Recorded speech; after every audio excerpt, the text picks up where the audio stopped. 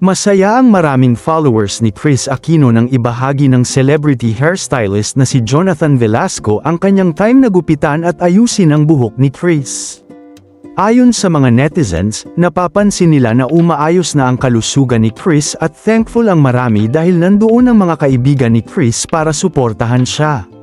Pati ang medical team na umaalalay kay Kris ay talagang nakabantay 24/7.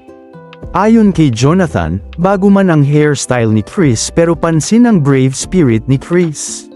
New hair, same brave spirit. Madam Kris is on the mend. Please continue to keep her in your thoughts and prayers as she gets stronger every day.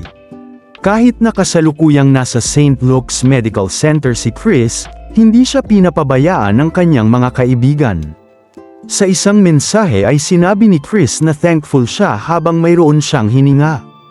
I am literally so grateful to be breathing.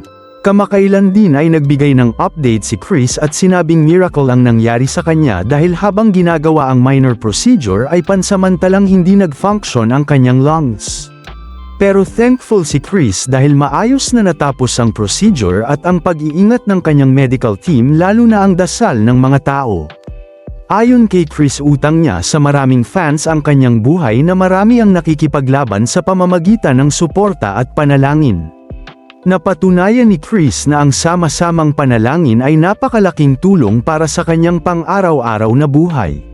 Samantala, umaasa naman ang mga fans ni Kris na patuloy na ang magiging pagbuti ng kalagayan nito ngayong 2026.